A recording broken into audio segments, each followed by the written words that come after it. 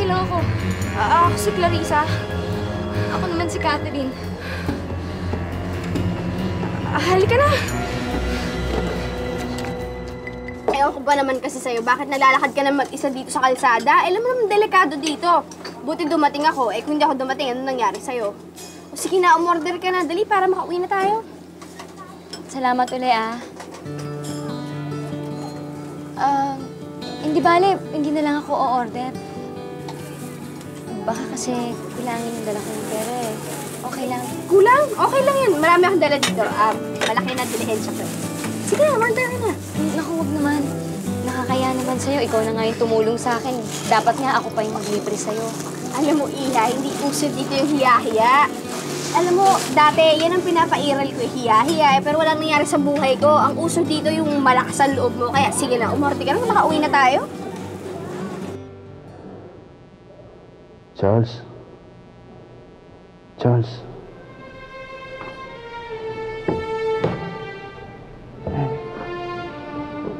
Sabi sa akin ni Manang, nandito ka raw. Anak, bakit dito ka natutulog?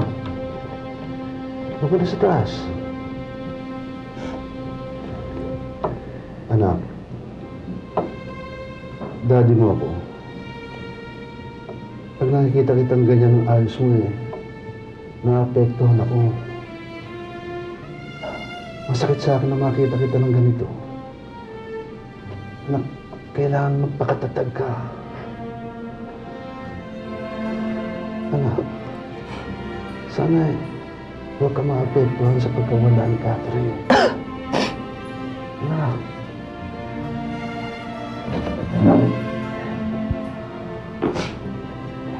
Dad, paano hindi ako maapektuhan sa ginawa niyo? Sa bawat oras, iniisip ko, ano bang nagawa ko? May kasalanan ba ako? Ba't umalis na hindi nagpaalam sa akin?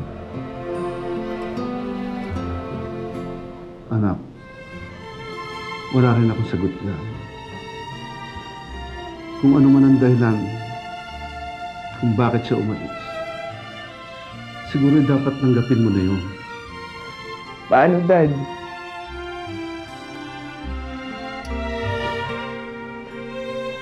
Paano matatanggap na wala na si Catherine? Paano sasabihin sa sarili ko na kailangan ko na siyang kalimutan? Kung bawat kilos ko, mukha niyang nakikita ko. Kung bawat galaw ko, siya gusto kong makasama. Dad, mahal ko siya.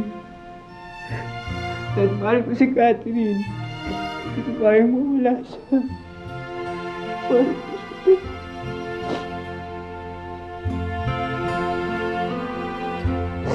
Dad, kailangan ko si Catherine, Daddy. Mahal ko siya, Daddy. Manang, 2 daing na bangos saka kalahating order po nitong menudo. Ba't kalahati pa? Isang order na ho, miss. Bago ka dito, no? Alam mo, kanina ko pa naisip Parang pang nakita na kita noon. Oo, doon sa bahay ni Mark. Kaibigan ko, di ba ikaw yun? Ikaw nga yun, diba? Bagong lipat lang kami ng nanay ko dito. Diyan lang, malapit lang sa club. Sa may club? Malapit ka pala sa akin. Doon ako nakatire. Doon din ako nagtatrabaho. Kung iniisip mo na, kung hindi ako, GRO lang ako, yung tinitable. Wala pa naman ng mga demonyong nakakaisa sa akin sa awa ng Diyos. Tsaka hindi nila ako kaya. Masyado akong mahal para sa kanila. Teka, ba't ka pala nalipat dito? Wala na kasi kaming ibang matira ng nanay ko Dati kasi kaming katulong sa isang bahay sa Alabang. Doon na ako lumaki. Kaya lang, kinailangan na namin umalis. Hanip pala yung pinanggalingan mo sa Alabang. Walang-wala dito. Pero okay lang yan. Alam mo, makakasanayan mo rin dito. Tignan mo, isang araw, pati ipis, kamag-anak ko wala. Ito ho yung order nyo, petet lang. Salamat ho. O, ito na. Dagdagan mo na lang.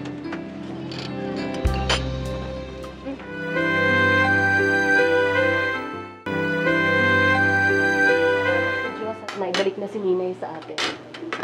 At salamat din dun sa taong nakapulot sa kanya. Ano nga ba ulit yung pangalan niya? Ha? Jessica po. Jessica. Jessica. Sabi ni Ninay, mayaman daw yun. Malaki raw ang bahay at tinutulog ka pa sa kwarto niya? At malambot daw ang kama. At maganda raw si Jessica. Oo po, mabait pa nga po eh. Eh di, bagay na bagay sa panganay ko. Nay, hindi pwede.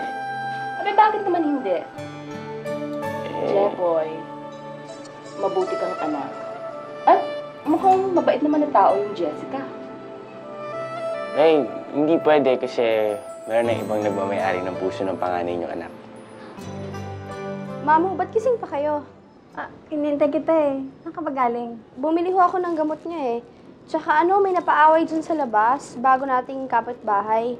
Buti nga dumating ako kasi pinagtitripan siya eh. Pagkatapos na tinulungan niya ako. Naku, ang tapang-tapang talaga niya. Clarissa. Clarissa ang pangalan niya. Diyos ko, dapat pala hindi ka nalalabas mag-isa ng ganitong gabi na. Mabuti na lang at mayroong pang taong katulad niya. Alam mo, Mamu, nung makita ko si Catherine, para pang matagal ko na siyang nakita. Parang noon ko pa siya kakilala. Ewan ko ba, Nay? Ang gaang-gaang ng loob ko sa kanya. Siguro dahil tinulungan niya ako. Pero hindi eh. Yung nararamdaman ko, ang hirap ipaliwanag. Ang amo-amo kasi nung itsura niya. Tapos, para bang ang bait-bait niya. Parang ang walang kamuang-muang sa mundo eh. Sana na magkita kami uli. Gusto ko siyang maging kaibigan. Diba, Nay? Dati sinabi ko sa inyo na gusto kong magkaroon ng best friend na babae. Sana siya na yun.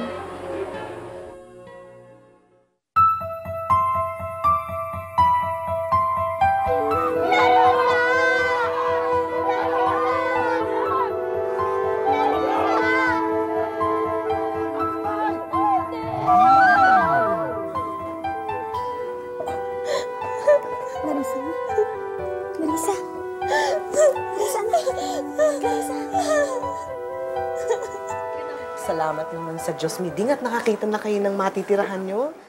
Oo nga, Helen. Medyo nahirapan nga kami maghanap ng mumurahing maupahan eh. Mabuti na dalaw mo kami kagad, ha? At isinama mo pa ang mga bata. Ay, naku, oo naman. Mukha namang maayos dito, no? Kaya lang, medyo maingay, ano? Nako, hindi bali na yan kesa naman dun sa ingay ng sermon ni Beatrice. Dito na ako sa ingay ng mga tricycle at ng mga bata. Ikaw talaga. Oh, Catherine, tahimik ka dyan. Bakit hindi ka sumali dito sa kwentuhan namin ng Tita Helen mo? Naku, Nay. Tita Helen, pasensya na ho kayo. Natutuwa ho kasi akong panoorin naglalaro yung mga bata eh. Ang saya-saya nila, no? Naku. Ang sarap sigurong magkaroon ng kapatid. Nay, sana may kapatid ako, no? Clarissa, napapansin ko nadadala siya at ang pananaginip itong mga huling araw. Ewan ko ba, Nay? Halos gabi-gabi ko na napapaginipan yung kapatid ko. Baka naman lagi mo siyang iniisip, tsaka yung pamilya mo. Alam mo, anak, palagay ko hindi sila nakaligtas sa malaking sunog na yun eh. Mama, paano buhay sila? Tapos, pilit lang nila ako kinalimutan. Alam mo, kung buhay sila, sigurado ko hinahanap ka na nila ngayon. Saka siyempre, siguro gusto ka nilang makasama para mabuo uli yung pamilya niyo. Yaman na yun, Mama. Hindi naman importante dahil para sa akin, kayo lang ang pamilya.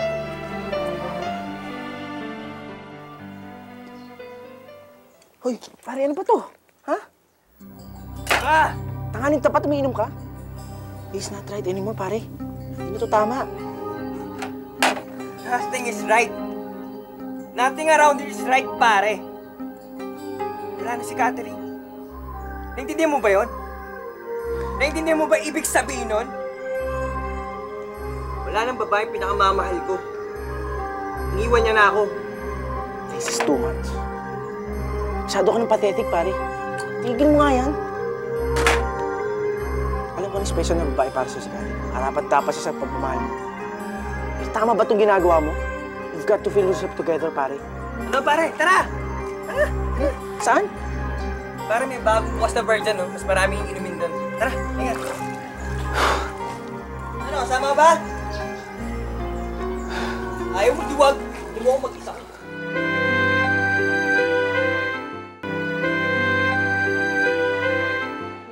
Narinig mo ba si Catherine kanina? Nangangarap na magkaroon ng kapatid. Ang hindi niya alam, meron naman siya talagang kapatid.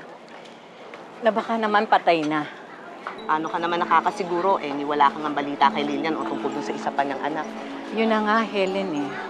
Kung buhay pa si Lilian o kahit na sino dun sa mga kapamilya ni Catherine, eh siguro naman, makakarinig ako kahit na katiting na balita o bulong-bulungan, hindi ba? Sa palagay mo ba, hindi dapat na malaman ni Catherine kung ano talaga ang tunay na pagkatao niya, kung sino siya? Para ano pa? Mas lalo lang siyang maguguluhan, masasaktan. Anak ko na siya, Helen.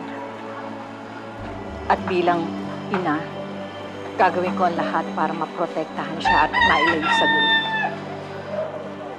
Masipag yung investigador na nirecommend mo, Tony. Pero talagang nahihirapan lang siya. Dahil so far, isa pa lang lead na nakukuha niya. Nakilala niya nga itong isang kaibigan ni Lilian. Si Lilian, yun yung ina ng nawawala kong anak. Ang problema, itong taong to, hindi na alam kung saan lumipat si Lilian. Kaya back to zero na naman.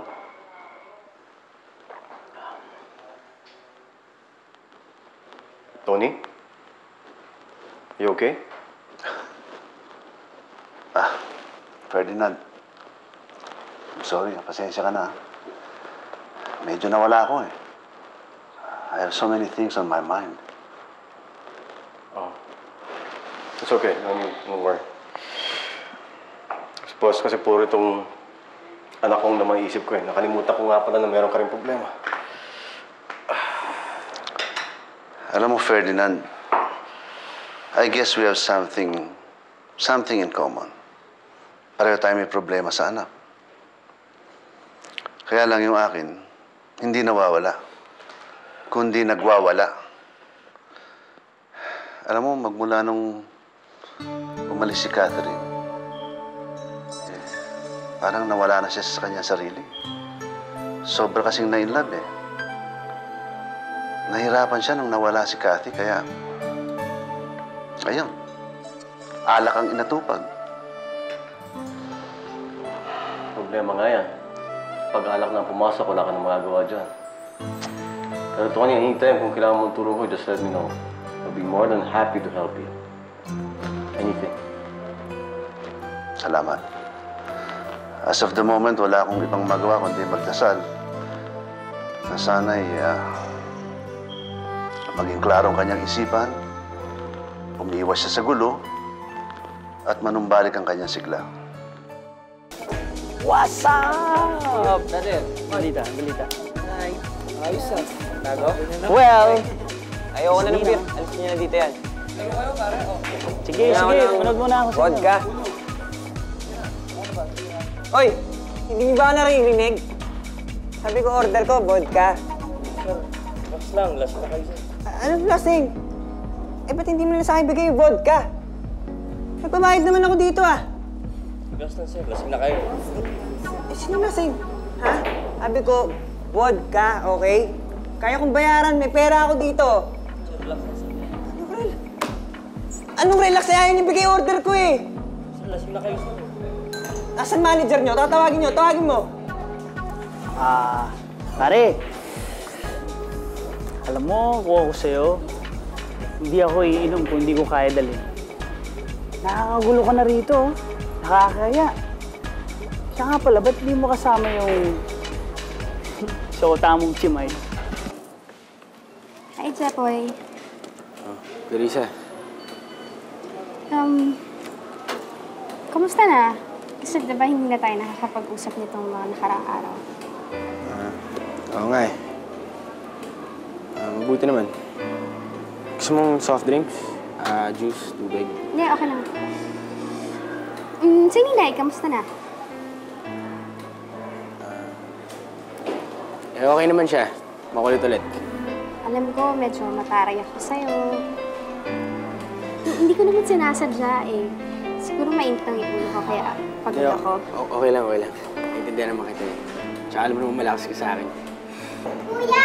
Ate Clarissa! Ninay, paano ka napunta dito? May sinamata ako eh. Sino?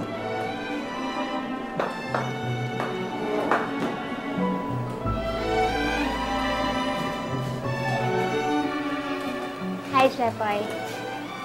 Sige, ikaw pala. Ano bang pakialam mo, ha? Tsaka sino ka ba? Ha? Bakit? Kilala mo si Catherine, ha?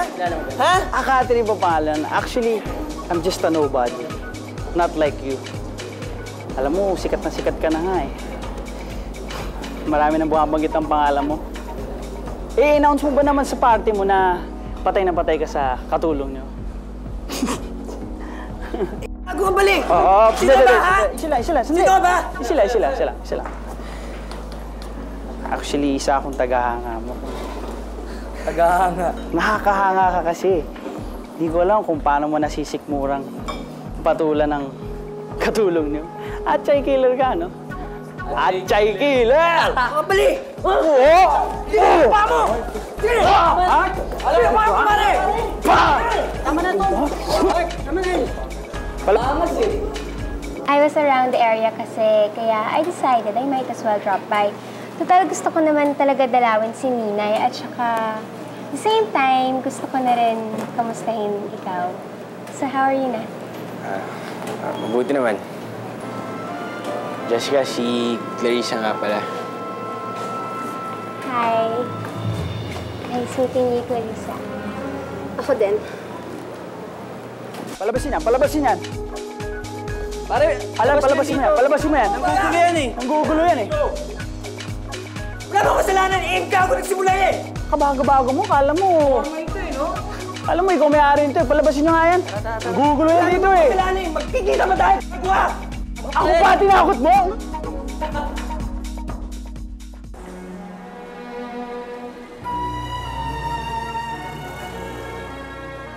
Cathy? Cathy? Catherine! Catherine! Ayun ka! Catherine!